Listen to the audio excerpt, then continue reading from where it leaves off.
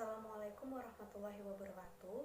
Saya Serly Imastita Hadianti dengan NIM 1708 1020 1138. Jurusan Manajemen Fakultas Ekonomi dan Bisnis Universitas Jember. Di sini saya akan mempresentasikan mengenai proyek dan manajemen fungsional, di mana materi ini saya ambil dari buku manajemen proyek jilid pertama dan edisi kedua dari Iman Soeharto. Dan video ini untuk memenuhi tugas dari mata kuliah manajemen proyek kelas A dengan dosen pengampu Bapak Eka Bambang. Lalu poin yang pertama, saya akan membahas mengenai konsep dan pemikiran manajemen, di mana pengertian manajemen klasik atau manajemen fungsional atau biasa disebut dengan general management menurut Harold Kunz pada tahun 1982 mendefinisikannya sebagai berikut. Manajemen adalah proses merencanakan, mengorganisir, memimpin, dan mengendalikan kegiatan anggota serta sumber daya yang lain untuk mencapai sasaran organisasi atau perusahaan yang telah ditentukan. Nah, yang dimaksud proses di sini ialah mengerjakan sesuatu dengan pendekatan tenaga, keahlian, peralatan, dana, dan juga informasi. Selanjutnya mengenai latar belakang pemikiran. Pemikiran manajemen klasik berkembang pada zaman tumbuhnya industri modern, di mana hal tersebut untuk mencari upaya dalam meningkatkan efisiensi dan juga produktivitas atau hasil pabrik pada umumnya dan tenaga kerja pada khususnya. Berikut ini merupakan kegiatan operasi perusahaan menurut Henry Fayol. Pada poin A, merencanakan, yaitu memilih dan menentukan langkah-langkah yang diperlukan untuk mencapai sasaran, termasuk langkah-langkah dalam pemilihan alternatif. Lalu poin B, mengorganisir. Hal ini berhubungan dengan cara bagaimana mengatur dan mengalokasikan kegiatan serta sumber daya yang dimiliki oleh perusahaan agar mencapai sasaran secara efisien. Lalu poin C, memimpin, yaitu mengarahkan dan mempengaruhi sumber daya manusia dalam suatu organisasi agar mau bekerja secara sukarela dalam mencapai sasaran yang telah digariskan. Lalu poin D, staffing, di mana dalam staffing ini meliputi pengadaan kerja, lalu ada jumlah ataupun kualifikasi yang diperlukan oleh pelaksana kegiatan, termasuk dalam perekrutan, lalu pelatihan dan penyeleksian untuk menempati posisi tertentu. Dan yang terakhir yaitu mengendalikan. Dalam mengendalikan ini termasuk memantau, mengkaji, dan juga mengadakan evaluasi yang merupakan upaya untuk meyakini bahwa arus kegiatan itu bergerak pada sasaran yang diinginkan. Selanjutnya tentang prinsip manajemen klasik. Yang pertama, departementalisasi dan spesialisasi. Departementalisasi yaitu membagi atau mengelompokkan kegiatan yang sejenis dalam satu wadah atau satu departemen, di mana nantinya kepala bidang atau departemen akan dengan mudah memperhatikan bidangnya masing-masing. Lalu dalam pembagian tersebut akan muncul atau menimbulkan departemen yang memiliki tenaga spesialis dengan tentunya keahlian, latihan kerja, dan pengalaman untuk jenis pekerjaan tertentu. Lalu yang kedua yaitu struktur piramida. Artinya ialah ukuran besar kecilnya kompetensi sebanding dengan tinggi rendahnya tingkatan di lapisan yang berjenjang di organisasi tersebut. Jadi semakin tinggi posisi akan semakin besar wewenang dalam pengambilan keputusan. Lalu yang ketiga, otoritas dan rantai komando. Pola otoritas atau wewenang ini mengikuti komando vertikal, jadi mengalir dari jajaran teratas sampai urutan terbawah. Lalu yang keempat yaitu pengambilan keputusan dan disiplin. Pengambilan keputusan di sini dititik beratkan pada pejabat eksekutif agar dapat diserahi tanggung jawab untuk pengambilan keputusan ini.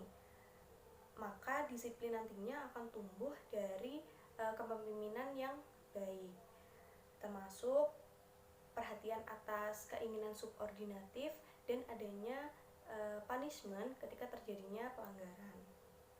Lalu poin yang kelima yaitu lini dan staff. Jadi pejabat lini dapat membuat suatu keputusan sesuai dengan wewenangnya, sedangkan staf hanya bisa memberikan nasihat menurut hasil pemikirannya dan pengalamannya saja. Tidak ada wewenang untuk mengeluarkan perintah kepada pejabat lini. Lalu yang keenam, hubungan atasan dengan bawahan. Dengan pembagian otoritas yang berjenjang dan jalur pelaporannya satu arah, maka keberhasilan kegiatan tersebut itu tergantung pada hubungan antara atasan dengan bawahan. Lalu yang ketujuh, arus kegiatan horizontal. Contohnya rapat antar departemen, lalu pembentukan komite dan panitia untuk membicarakan dan membagi pekerjaan yang sifatnya memerlukan koordinasi yang intensif.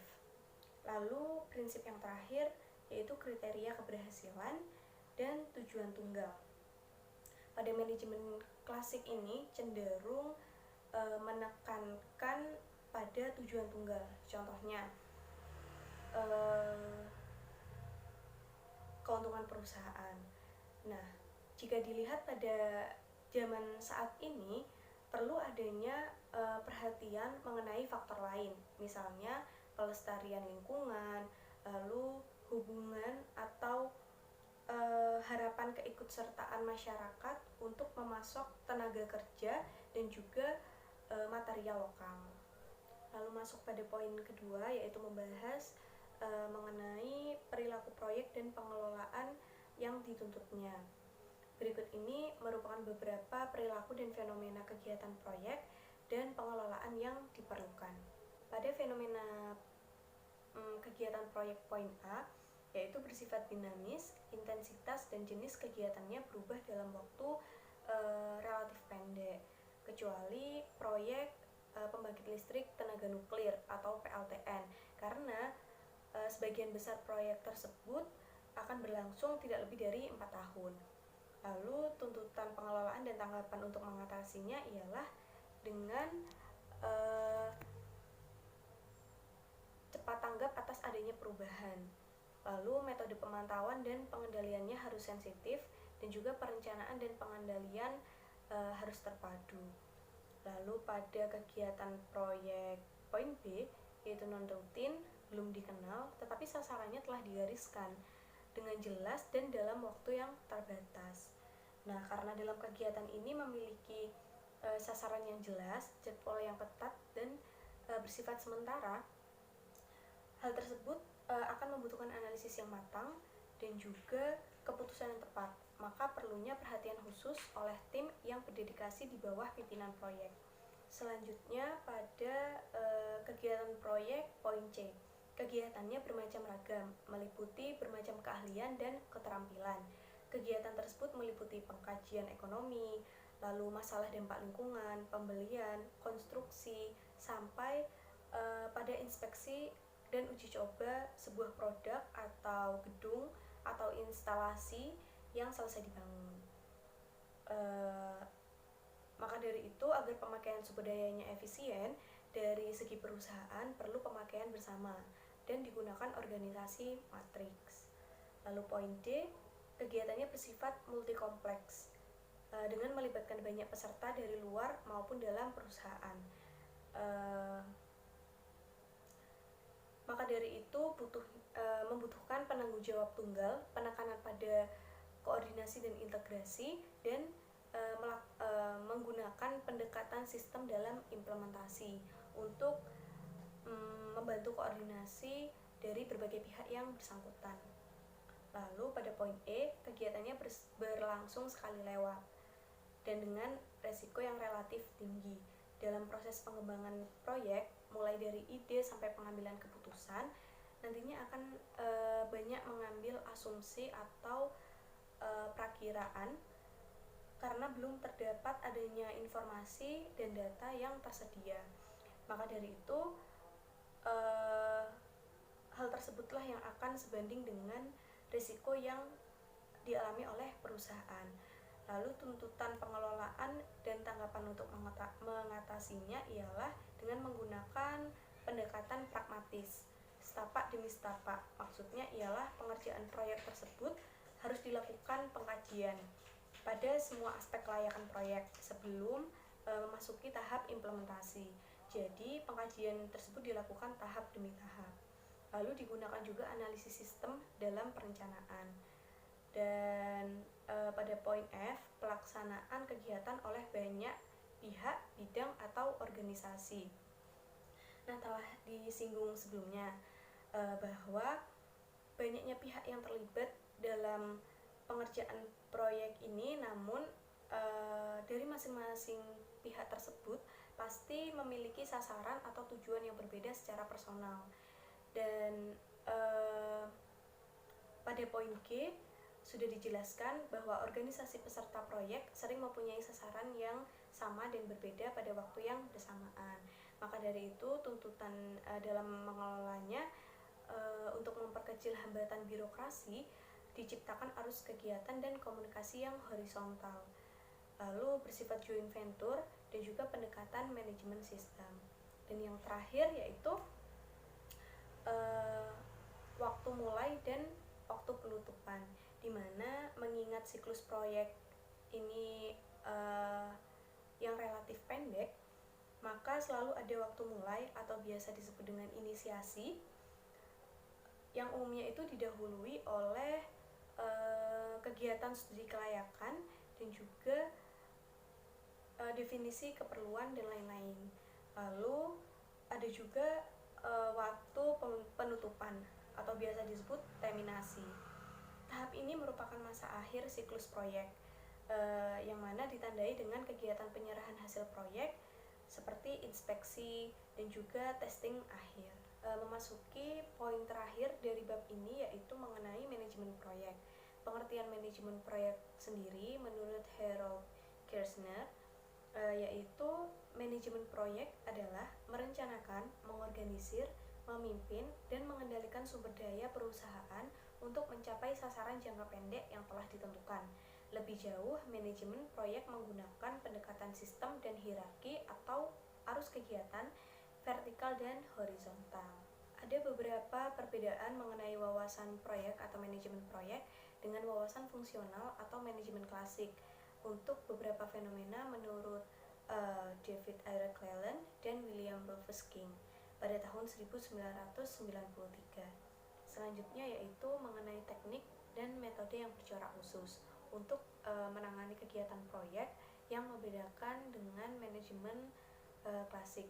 Di antaranya, yang pertama pada aspek merencanakan.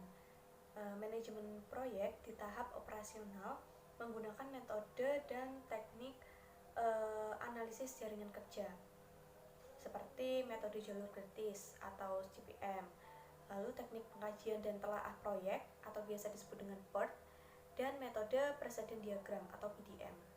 Lalu juga menggunakan metode penyusunan perkiraan biaya dilakukan dengan bertahap. Lalu pada aspek yang kedua yaitu mengorganisir, menggunakan susunan organisasi matriks agar terselenggaranya arus kegiatan horizontal atau vertikal, dan juga WBS atau susunan rincian lingkup kerja. Dan yang ketiga yaitu aspek memimpin, yaitu dalam bentuk koordinasi dan integrasi yang arus kerjanya vertikal dan horizontal. Pada umumnya pada aspek memimpin ini digunakan gaya kepemimpinan yang mengarah ke partisipasi. Maka harus dikembangkan expert power dan referent power. Lalu yang keempat yaitu aspek mengendalikan. Diperlukan adanya keterpaduan antara perencanaan dan pengendalian yang relatif lebih erat dibanding dengan kegiatan yang bersifat rutin. Maka dari itu perlunya menggunakan metode yang sensitif. Misalnya konsep earned value. Lalu yang kelima yaitu menggunakan pendekatan sistem. Hal ini menekankan bahwa proyek adalah bagian dari siklus sistem yang lengkap, dan dengan demikian penanganannya hendak mengikuti metodologi sistem juga. Dan yang terakhir yaitu pendekatan kontingensi atau situasional, di mana dalam pendekatan ini tugas manajemen adalah mengidentifikasi teknik dan metode mana yang harus digunakan untuk menangani suatu kegiatan pada waktu dan kondisi tertentu untuk mencapai tujuan perusahaan dengan efektif dan efisien. Sekian video presentasi yang bisa saya paparkan. Mohon maaf apabila terjadi kesalahan, dan terima kasih sudah menonton. Semoga video ini bermanfaat. Stay safe and stay at home everyone. Wassalamualaikum warahmatullahi wabarakatuh.